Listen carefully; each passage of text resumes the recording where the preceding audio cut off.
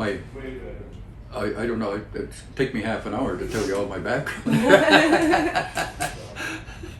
But yeah, former national chief, I'll start at the top, former national chief, former provincial leader, former chief of my community, and I'm a land claims expert. I worked on a few hundred of them, probably got 60 of them resolved, including 3 for my own community. And today, I'm trying to help our people get out of the racist situation they're in under Canada's apartheid law, the Indian Act, which essentially, if you try to get some sort of meaning out of it, essentially what it does is it puts First Nations people as some sort of inferior human to the European Caucasoid. Caucasoid, I mean the white-skinned people of Europe or England. And but that's what the Indian Act does, and it's done that way so that they can freely get at all of our resources, because we don't. When the Indian Act was made, it didn't even recognize us as human beings. It says Indian is anything other than a person. So we had no legal rights whatsoever. So they pretty much done what they wanted to, and left it in the mess it is today. Including, they took control of chiefs and councils and put their own chiefs and councils in through the legal means and under the Indian Act. But John A. Macdonald, he still didn't trust his creation of the Indian Act chief and council, so he never gave him any authority. Wherein things still sit today. They've got no authority to do anything, so they can't do anything unless they ask the minister. Which means that the minister is responsible for everything that happens on all 2,300 reserves across Canada. He hasn't done anything on any of them, and it's not likely he's going to be able to get to do anything in the future. So something has to happen. We can't wait and rely on some individual sitting in the Indian Affairs Tower in Canada. One of them 5,000 or 6,000 employees they have. 3% Indians in there. They need somebody to clean the floors. Well, anyway, things haven't changed any, and they've primarily used this to get at the resources of the country and keep the First Nations so much in poverty that they can't rise above that, and they have a tough time getting their people educated enough to understand exactly what's happening and be able to do something about it. Okay, we can't rely on these current chiefs and councils to do anything, so we've got to do it ourselves. And I put 4 sections in the Canadian Constitution, and when I put them in, they don't refer to this John A. Macdonald chiefs and councils at all. It's totally with the traditional people that have the right for that nation to make laws as they have for thousands of years in the past, and have all authority over their development, their whatever they decide to do.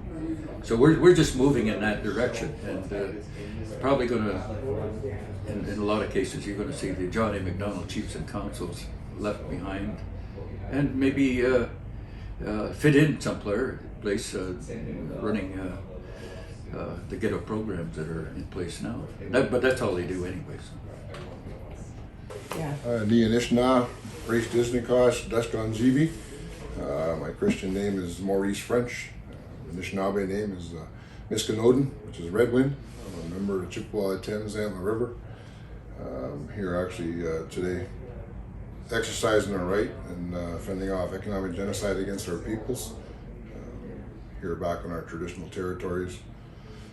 Actually with welcoming arms from the current landowner, which is Lord Dana Otteson, and in partnership we're working I guess for decolonization, something the City of London's been talking about and working with. So we want to kind of exercise our right to be here as the First Nations. We've been stuck kind of back on our little piece of clay or our little territories for a number of years, and we've never been given the chance or taken the chance or the opportunity to exercise our rights elsewhere, especially on our traditional territory. So that's kind of why we're here today, is to open a business and start relations with the landowner in the city, and you know. Yeah, it shouldn't be any problem, because everything is operating. The unique thing is you'll have a sort of marriage of the ownership of the person that owns the property and the Aboriginal treaty rights of the partner in it, and it shouldn't be a harm, but it may be a new way to approach things in the future, because we have to really work on and develop an economy for our people, because at some point we have 80-90% unemployment, and that's because we have no economy, and we can't depend on the Minister of Indian Affairs or the Indian Act to change any of that. If anything, it'll make it worse for us. Can you explain, Del, a little bit about how Canada waged economic genocide on Indigenous people through the Indian Act? Yeah, well, of course, the first thing was not recognizing us as persons, so that we had no rights in court. They originally set up this regime, I called it, under the BNA Act, and I say it was four old prune-faced peasants from England, including John A. Macdonald, that decided that hey, we'll make a document here, a corporate document that created this new regime, and we'll try to leave all the Indians out so that we can get at all their resources freely and make ourselves wealthy and rich. And all our corporate friends will have the same advantages. And so they pushed this, but they also had the military too. By this time, the Indians hadn't been in war since 1814, and they were, they no idea what was really going on. They didn't have anybody in the schools that could understand the European legal system that they were enforcing without our knowledge, and they never discussed any of this with us. Our people did object, but at this point in time, there's nothing we could do, because we didn't understand as I said, the European legal system anyway. And the other thing is, now we've never really responded to these treaties. These treaties were all written by someone from England, and in legal language that we didn't understand. But you can't read too much into the treaty. To my mind, it's really an introduction document. And all of the things that you need to do after that, like what sort of agreement are we going to have for other things like gravel, gold, fish, and trees, all of those things. And we'd have some pretty hefty documents to work all of that out. That's got to be done, and it's going to be done, but we haven't got to that point yet. And instead, we've had to live under this degrading Indian Act system, that put all of our kids in residential schools, including myself. And as I mentioned, I did 5 years of brutality and slave labor. I was slave labor in there. As soon as they got, I guess, control, and because we didn't have the means to stop them, we were now confined to ghettos, much like the Jews were in Germany, and then we had to get a permit to leave the reserve. So we were, that's a real confinement. And then they banned us from selling any fresh fruit or vegetables or anything else. So And this was something in your lifetime that's now changed to the point at which there's Indigenous people operating stores off reserve on a sovereign basis. Yeah, well, my grandfather still carved a lot of things and went into town and sold them. And I spent a lot of time with him because he was he was an elder and he was a trapper, and I went all over the place with him, and I learned a lot, you know. And what's changed to make that possible?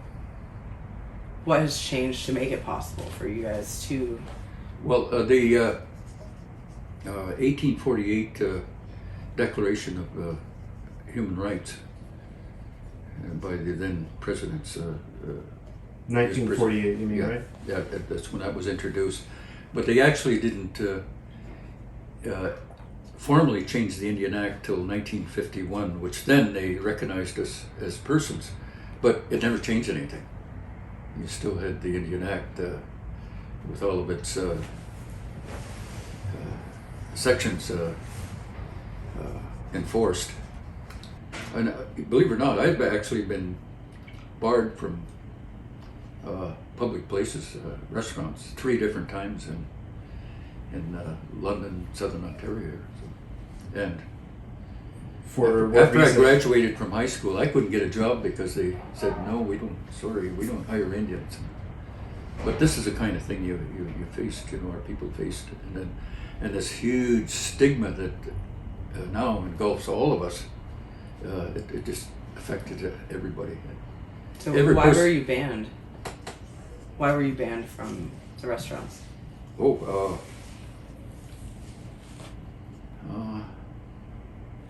Color of my skin. And they were told, sorry, we don't serve Indians in here. Okay. You know, I guess I can't be clearer than that. Well, I took them to court, sued them, and I got a settlement. That's just one case. The others I didn't. Maurice, can you talk a little bit about what your intentions are to do with this shop, and what makes your shop different from the LP cannabis stores? Yeah, as I said, exercise our right and our treaty rights to make business and do business alongside the white man. So our idea is to bring our people forward with other ideas as well, not just the cannabis, but there's retail and other avenues we're looking at to get our people off the reserve and not necessarily on an urban reserve, but just exercising our right on our traditional territories to make economy, to have business. So idea is to have a few shops, if we can, in the future, and other avenues we're looking at is consumption lounge and a few other ideas we're talking about.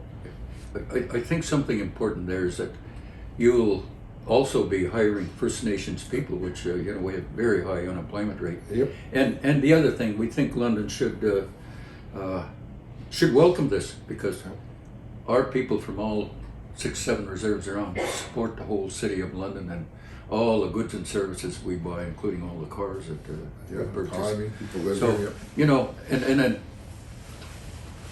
I'm not here to take down Canada.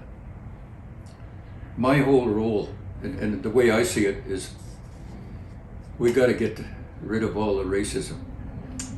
The system is so broken here by this racism that we've got to fix it. And that's what my major role is today. I'm trying to get us out of this racism so Canada can probably be twice as prosperous as it is, but we've got to bring everybody in it together, including our First Nations people. Now there is going to be some differences. We'll probably always have our differences, because one of the problems we or I should say the Canadians have is that they're what I call instant Canadians. Johnny MacDonald created a piece of paper, signed his name, and then any European that came over, or anybody from any place in the world, at first they didn't call them Canadians, they called them all British subjects. And so their nationhood comes from a piece of paper. With our people come from thousands of years of progression through our nation, but it's all from people. That's our nationhood compared to whatever a Canadian is. So how is this store possible? Like, you guys, you're the first ones in London. Yes. How is it possible? Well, traditional territories of the Chippewa Nation, we're Crane Clan. Dell's Hereditary Crane Clan chief. That's, giving his a blessing with the backing of our people and my relatives as a Crane Clan. Coming together with the landowner. So it's not like we're just running in and squatting or running in and with 100 warriors and taking over a territory, which we could do it that way too. Trying to work with the city with the Truth and Reconciliation and decolonization to work together in the unison, that we can exercise our rights as a nation as well as the First Nations back on our traditional territories, and working with the unison of the landowner, which is Lord Dana, to have that partnership, that merger, so that we're coming together to form this here without hopefully being no conflict. If you ask how is it possible? Well, we as the First Nations have held these territories and never surrendered or gave these territories up at any point. So we're actually just coming back to.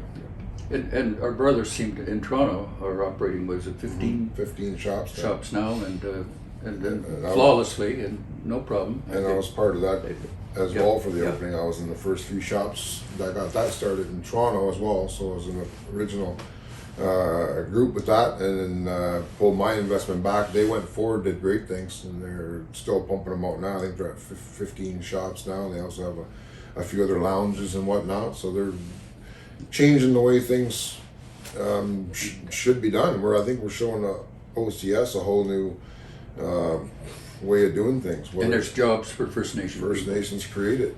So why is this the first one in London if there's a whole bunch in Toronto already? Is London extra difficult for some reason? Well, Toronto was the first step. Was September of last year. They started the first one. Within a year, they've opened up 15. So it only took them a year's time. So the concept, September of last year, so like I said, 1 year show was 15 shops open, putting the pressure on the OCS. The OCS is overinflated on their prices. It's a government grab. Their product is way low for the cost. Let me give you an example. 10 milligram at the OCS is $10. Okay, so if you're going to buy a 600 milligram gum in the OCS, $600 technically, right? When you get down to the First Nations for $10 or $15, which is the actual cost of the product to medicate somebody, the actual cost to make the product, instead of this overinflation government grab that's not helping anybody medicinal either. Because do you want to eat 50 gummies at 10 milligrams to get the dosage you need? No, you want to eat that one at the 500, and everything's dosed accordingly. So they think, everything's done illegally. Everything's no. These people that are making them now and making our product are the top laboratories and the top testers, have the top machines, everything else, and to make the product. So nothing's being done illegally or nothing's being done on the table. We have the same, or if not better, products than the OCS is carrying, and we stand behind those products. And that's the thing, is we're giving people the fair market value as well for the product that they need for medicine. And people are converting from Western medicine, from Percocets, Hydromorph, Lyrica, into traditional medicine. Well, you want to give them that fair price, the right medicines, and that's another thing that we pride ourselves on, is the knowledge of the staff to know the products from top to bottom, front to back, so that we can advise somebody if they come in and they need a topical, they need something internal, they just want to smoke some weed, or they want a certain thing, that we're able to help them with, so we just don't send them on their way with something they don't need, and it's a bad experience, so they don't want to come back. We make sure it's a great experience, and it's a medication if they need it, because it is a medicine, bottom line, in the way you look at it, whether it's a gummy, a joint, hash, oil, resin, any of it, it's used for medicinal purposes.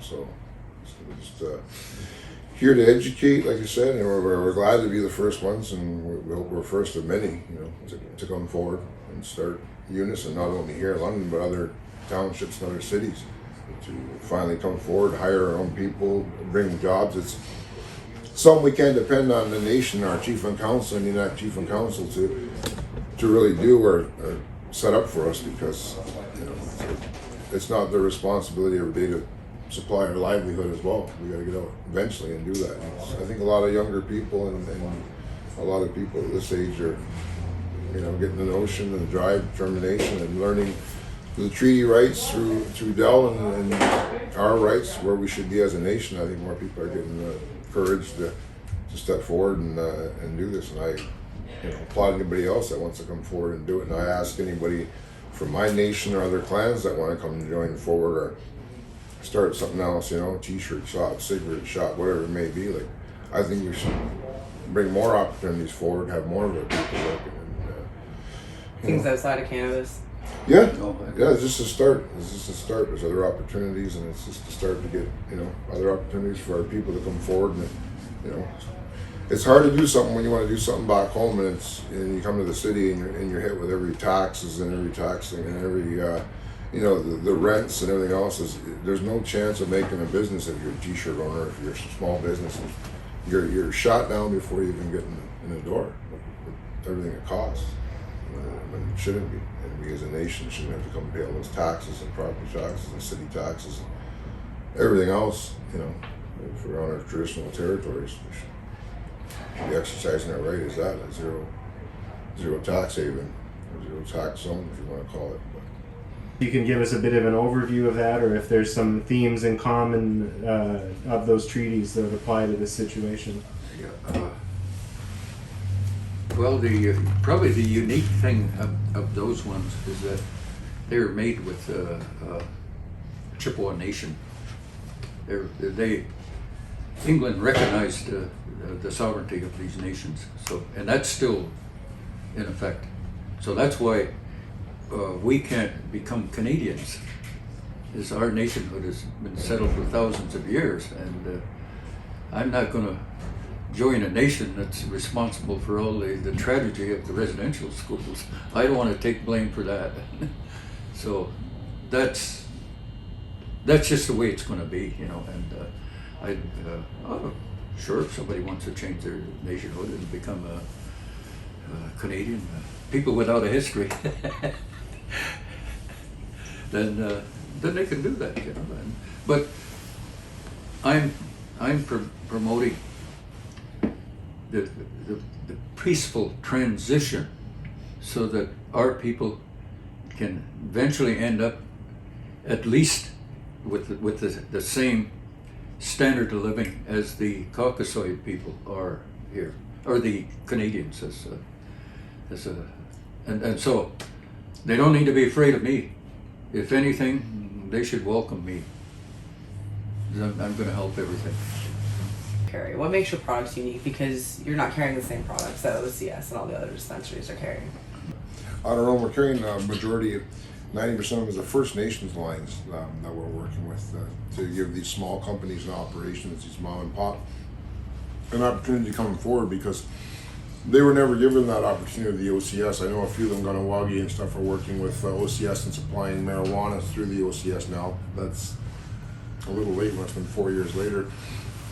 So they're never given this opportunity as First Nations growers, producers, to have this opportunity. So that's what our majority of our product is. 90% is the First Nations product that are locally made or sourced out. The product is tested, so everything's, whether it's infused or sprayed candy or edible, all our product is tested. It's reliable.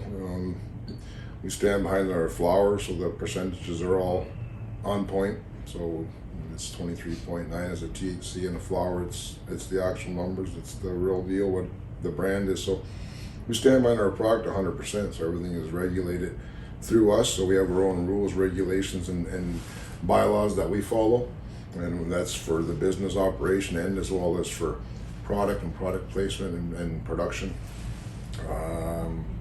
There's a few smaller operations that are working with larger operations like Twisted Extracts and what now have a merger of the few First Nations smaller companies that are getting into the bigger business. But the idea for us is to be 100% Indian First Nations owned and operated.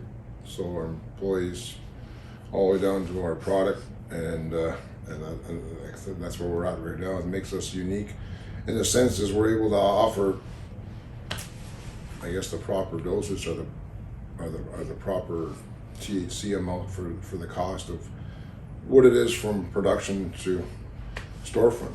So we're not trying to hoodwink anybody. We're not, where everyone's in it to make money, but for us it's to educate the public and on the product and that it is a medicine. And for us, and from day one, has been to help people. Is to help them for what if their ailments are.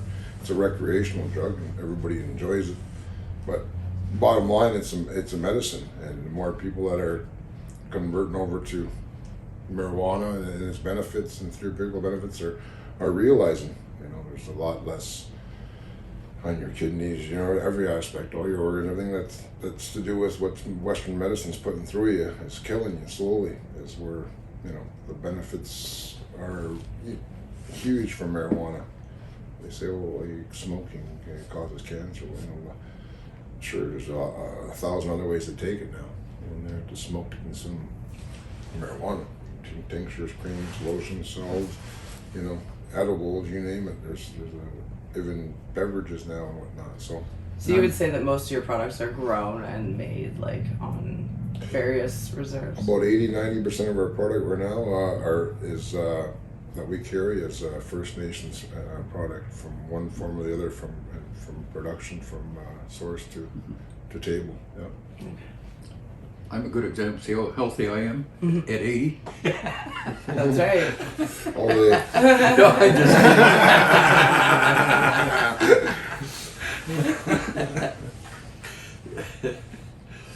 Do you foresee any problems arising, like from being here? Any pushback, whether it's from the government, from the city, from?